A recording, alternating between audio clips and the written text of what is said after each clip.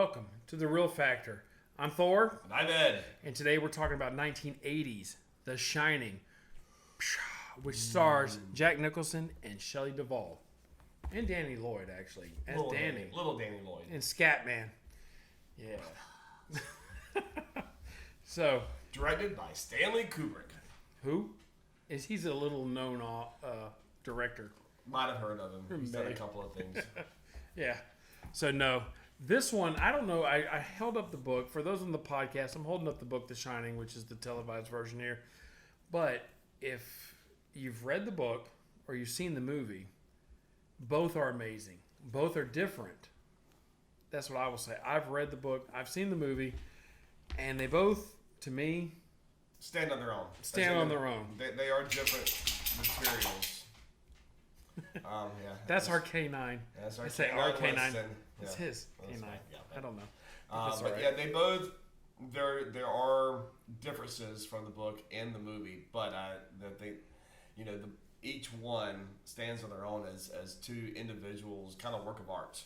Yeah, what's amazing to me is a lot of times when people see or they read a book and then they see the movie afterwards, they're like, well, it's not as good as the book because the book, blah, blah, blah, fill in the blanks.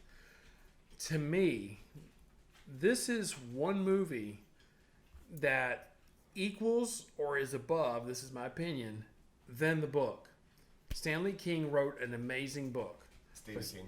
What did I say? Stanley King. Wow. So anyway, Stephen King. Kubrick. Yeah. Stanley Kubrick directed and made a phenomenal movie. So, and there's things to me. One, if you read the book first and you watch the movie, you'll be like, where is this in the book? It's not in the book, but it is an amazing part of the movie. Like the maze. Yeah. The maze is not in the book. Sorry, if you haven't seen this came out in 1980. Shame on you. Yeah. But, so spoilers. But the maze is not in there. It's a playground with a hedge over there. Yeah. You know, there's certain things, and we'll go into like our favorite scenes and stuff like that. But will you tell us what this movie's kind of about? And I've got the little Funko Pop here, a little Jack Torrance. The bloody box. The bloody box. So you have a family that is being sent up to a remote hotel in the Rockies. That they're going to be looking over the hotel. Also known as the Overlook Hotel, but Yeah. The hotel closes over the winter because it costs too much to run the hotel during that time. So they have usually one caretaker to look over it, and they stay there for about 5 or 6 months until the spring.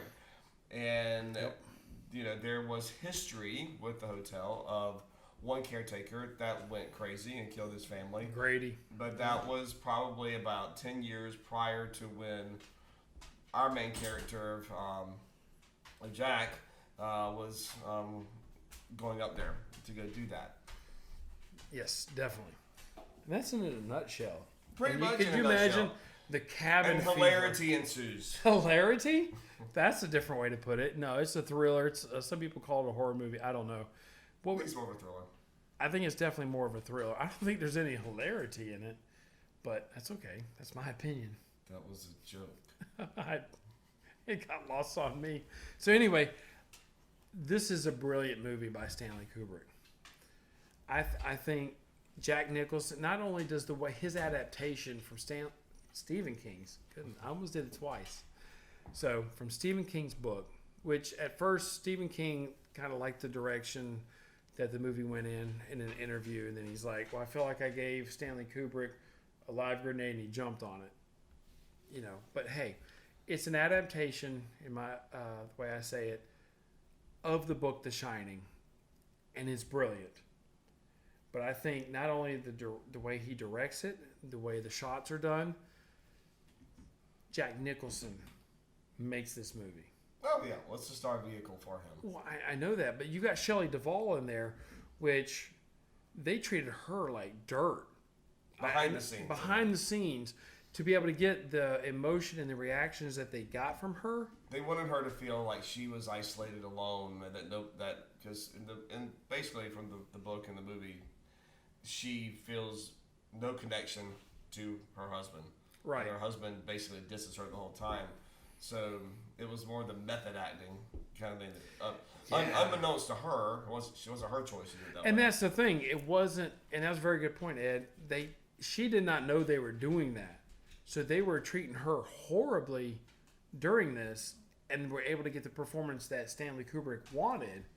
But it created such an emotional toll on her Yeah. afterwards. And then, of course, afterwards, like, oh yeah, we did that on purpose, by the way. Yeah, you're okay with that, right? Yeah, you're We'll good. see you at the premiere. Yeah, we'll see you at the premiere. You're good, okay, right? But Jack Nicholson, like, we just watched this thing. We've both seen it so many times, but we just watched it before this, and it's just amazing to see the depth of the actor, of what he brings to it. Oh yeah. From when he's starting out as the interview with Mr. Ullman to when he's actually losing his mind and going crazy and Yeah. chopping down the door and then going through the maze, which is in the book, which drove me absolutely crazy. So My other thing is with him going crazy is that it's not really a gradual thing because he kind of does a 1 month time jump. right, And then really the end part of the movie takes place within like a couple of days, where it's just a series Yeah. of things that happens each day that kind of propels him to the very end of the climax.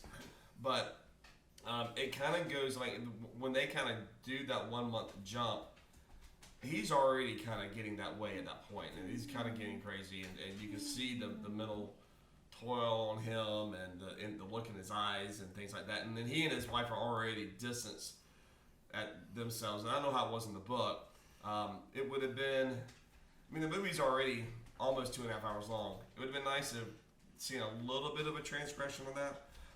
But still, I mean, it was the way that they kind of did it, and it really just escalated each day as they kind of went to the finale. right. Well, the book is more about Danny the boy versus the father, because The Shining is actually about telekinesis, Yeah, where he can actually mentally communicate. with Dick Hallorann, who ironically was Stephen King as a genius, writing genius, where Dick Halloran's in the book It, which takes place many, many years. First man who did expanded universes. Yeah, absolutely phenomenal. Just look into that on your own time. But so the book is more about the boy, and Tony, Red Rum is the one who's talking to him throughout the movie, which they do bring up. But it's more about that versus the Jack Nicholson character. So did they go, okay, on a side note, on the book, did they go into more about what Tony is? No, not too much. A little bit, but not as much. That's what's Tony is coming through Danny and bringing all this out. Yeah. But no, it's The little being that stays in his mouth and runs to his stomach sometimes, as he says. yeah. But when you have Jack Nicholson on your cast and he can bring the brilliance that he does, you run with it. That's what you go with. Yeah. And he delivered. I mean, I should have looked it up. I don't know if this was how many Oscars they may have gotten or Golden Globes or whatever, but it's going to stand the test of time, from the acting, from the directing. Yeah. But that's all right. Well, no, going back to something earlier we talked about with the story of the books between the book and the movie. One thing is Stephen King, I know this is one of his earlier books, but he still, in my opinion, still has a hard time trying to close a book. Like, in other words, like the storyline, they just, sometimes his endings are a little bit less than desired. And I do think that it was probably a good idea to take some liberties in this with the ending to kind of get something that while I don't necessarily know if it's going to say that it's more audience friendly, but it's definitely a lot more cerebral. I mean, it's Definitely. Yeah, I've only read a few Stephen King books. This, ironically, The Shining was the first one I've ever read. And I guess maybe I read it because I'd seen the movie so many times, so I knew I could picture the characters. I don't know. Maybe I was being lazy. I don't know. But when you're talking about him ending a book, I read It, which is like 440,000 words. And that could have been about 200,000 words, in my opinion. I don't know. But anyway, and it could have ended a lot different. So, but you know what? he is successful, so I'm not going to cut on Yeah. what he can do. But this movie is one that I watch at least once a year for sure. Not only this is Spooktober that we're going through in October, but it's not just one that you watch at Halloween. You can watch it whenever and still get the feels from it. But do you have a favorite scene that you like? Something that stands out? I think one of my favorite scenes in the whole movie is the one where Jack is tormenting her up the stairs and she has the bat. That's really one of my favorite scenes. I think that they both give just exceptional performances during that time. The despair and distraught you see on Shelley Duvall's face, and then just the craziness and insanity you see with Jack Nicholson. Yes. I think just kind of gives a powerful scene right there. Yeah. That's just. I'm not going to try to impersonate his character, but I mean, she's swinging that bat like stop, back up, and it's like he could have just easily grabbed it. But Well, of course, he's playing with her. He's playing with her, the but whole he time. end up gets clocked and he tumbles down. And what makes me think of, because Jack Nicholson isn't the one who actually tumbled down the stairs. It's a stunt person, and I'm like, that had to hurt.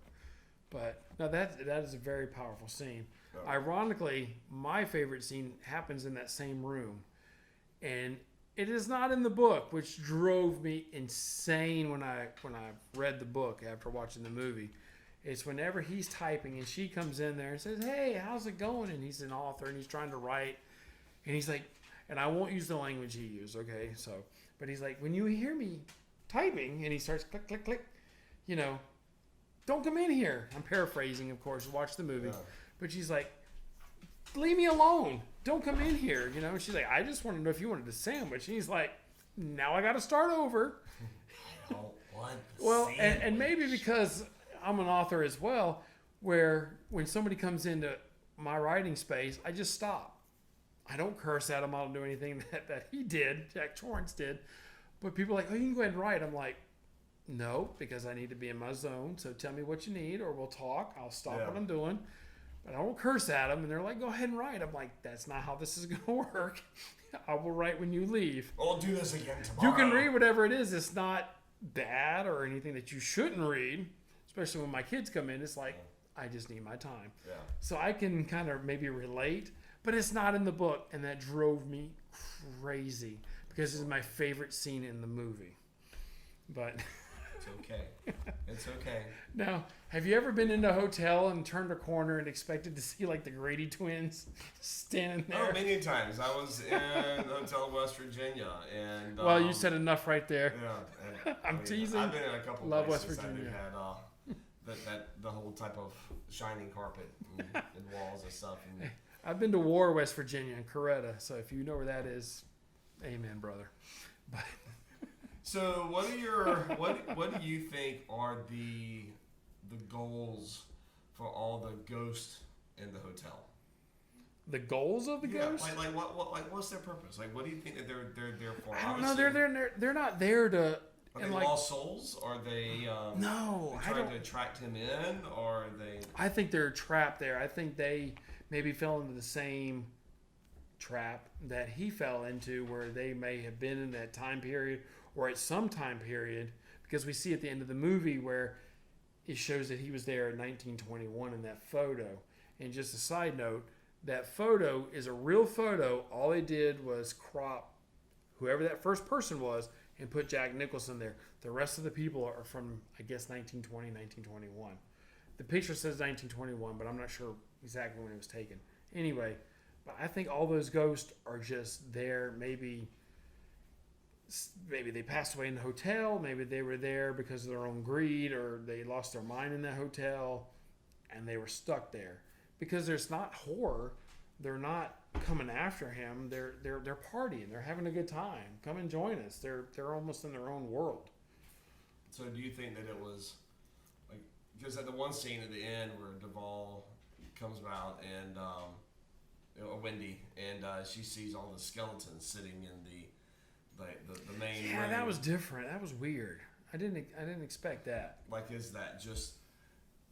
So in other words, my thing is that is there a collection of souls that throughout the century that Yeah. have got stuck.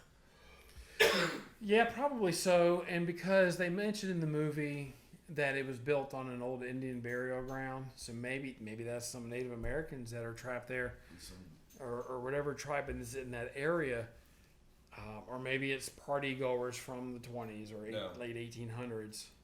I don't know. Yeah. But there's so much with this movie, and I don't know if you've heard any of the fan theories that go on with that. Heard them a little bit from you. You've heard them from me. That's true. When we were watching this movie, I kept going, oh, and this, and this. And he's like, okay. I'm like, I got to bring it up, though. If you want to spend an entire day looking at fan theories for this movie, you will have an entire day to review it.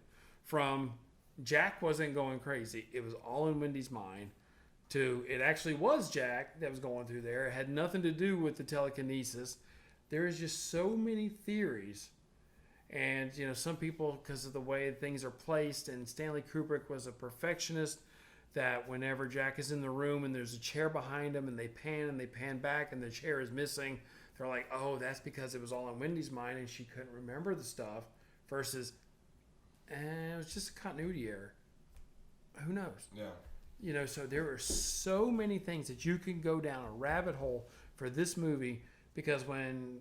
Like with the Apollo landing, people say when Danny's wearing the Apollo sweater, that's a reference that Stanley Kubrick helped do the fake Apollo landing. That's the theory, okay? I'm not saying it's true or not, okay? So, but that's like, he's giving a nod to like, yeah, I did that. Yeah. When the things look like the launch pad, the carpet and stuff. It's a bunch of whatever. So again, if you want to spend an entire day going through it, you can do that. Yeah. So I also want to kind of mention, you talked about the book that had a lot to do with Danny and Dick Halloran and their connection. Yes. And I felt that the movie skimped on that a little bit. It kind of went more in the direction of Jack and Wendy. Correct. Yeah. And so I really enjoyed the character of Dick Halloran. It felt like he was more of a parental figure, dad figure for Danny. Right. But and you really kind of didn't get as strong a connection from the movie that I think that they would have really wanted to have. Because I think at the end of it, where they're basically, I think Danny is kind of communicating with them, but it's more insinuated than shown. And I think that the end of it, when Holloman comes back in to try to find them, kind of gets an undue death. I mean, it's just quick. Yeah, it is. In the book, it does expand on that, and Danny does reach out to him, and he has that psychic connection, and they talk. And so Dick hops on the next plane, and he heads out to Colorado, where this hotel is. Yeah. But you're right. In the movie, it's showing him trying to reach the forest rangers. He's contacting them. They can't reach the Overlook. Well, that's because Jack Torrance had destroyed the radio. So he goes out there, and when he walks in the hotel, what's the first thing that happens? Boom. Dead. It was really anticlimactic. It's like he was going out there. It's like he should have maybe helped them escape or got them in the snowcat. And as he's loading them, maybe Jack comes around with the axe and he's fighting them off. Just had a more something heroic death. Heroic death versus hello, axe in the chest. Yeah. That was if I had my one major critique, that's Stanley, this is for you. You killed off Dick Halloran too quickly. Stanley's not even alive, and you're like, okay, well. Oh, he's up there. He's up there. He cares. He may be somewhere. He's down there. We'll see. I don't. If he's up there or down there, I don't think he cares about what you say about his movie. I don't know. That'd be really weird. About 1,000 YouTube videos out there that they're probably talking about it right now as we speak. That would be really weird. Yeah. But overall, though, I think it's a horror movie in itself. It's an outstanding film. There are a lot of rabbit holes you can get down to through this movie. You can look at it very surface level, where you can really look at all the imagery. The cinematography is fantastic. The way that shots are done, the way the symmetry that you see in the way the shots are presented, especially with like the really ornate carpets and stuff you have in the Overlook Hotel, I think is just amazing. Kind of how they did that. Yeah, there's a couple things. I mean, when you read the book versus the movie, the room number that Danny's not supposed to go in, 237, is not the same in the book. You read the book. I'm not going to give it away, but it's a different number. The reason why is the hotel manager said, please change the number, told Stanley Kubrick, please change the number, because if you leave it 217, nobody's going to want to sleep in that room. It'll be a room that I can't sell. Please change it. No. Which he doesn't know how people are. People, if you said it's 217, they were like, I want 217. That's the room I want to sleep in. And supposedly Stephen King got the idea for this book by staying in, I think it was room 217. And he thought he felt something in the middle of the night, like touching his foot or removing his, taking the cover off him or something. It's a cockroach. It's whatever it was. And it created this brilliance. So it is phenomenal. Now, when you look at the cinematography, yes, I agree 100%. I'll give my real factor already. My grade, it's a 10 from absolutely everything, from the acting, from the script, from the cinematography, everything. But there are little holes in there. When you see the Overlook Hotel, which is, I think, the Stanley Hotel, there's no maze out front. But when they do the close-up shot, there's the maze out front. Okay, there's a plot hole, but in the book, it's a playground, which the maze is so much cooler. Cool. And in the book they go into how they go in the backyard and do this other stuff. But anyway, you need to read the book. The book on alone, a standalone, is brilliant. The movie by itself, if you never read the book, is brilliant. So it's just one of those. Yeah. Now I think I'd probably give it a 10 out of 10. I think it is I think it is a cultural and masterpiece. It has so much. It must stand the test of time. It's always almost 23 years old. So, no, 23. What do you mean 23? It's 43 years old. Sorry, got the math wrong. 43 years old. So, and I'm the one with the gray hair. Still discussing it at this day and age, like it was fresh, and still trying to find loopholes and fan theories and all that kind of stuff. Yes. That is a movie that has got its clutch on pop culture. It'll always be relevant because, except for maybe a little bit of the technology, you can't date the film. Meaning, because if you were in Colorado now, in this hotel in the dead of winter, you're not going to have cell service. I would guess. I assume. I don't know. I don't live in Colorado, but probably a little better now. But yeah, it's probably a little better now. But basically, you'd be isolated. You'd be this. So it's putting yourself in that mindset that you're alone in this hotel with your family for 5 months, which I didn't understand because they closed down the hotel the end of October and opened up at the beginning of May, which is 6 months, right? November, December, January, February, March, April, May. Or something. I don't know. I can't count. See, you were asking me what was Jack doing with his hands, and I said he was counting. He was counting. So there he is, just like you. All right. So, what are your thoughts on The Shining? Have you seen it? How many times have you seen it? What are your theories on what is actually going on in the mind of the people at the Overlook Hotel? And have you seen Dr. Sleep, which is the sequel to it? We hope to be looking at that pretty soon. Another favorite of mine. All right. Excellent. I've covered everything I need to cover. With all that, please like and subscribe to The Real Factor. We hope to see you again next time, and have a great day.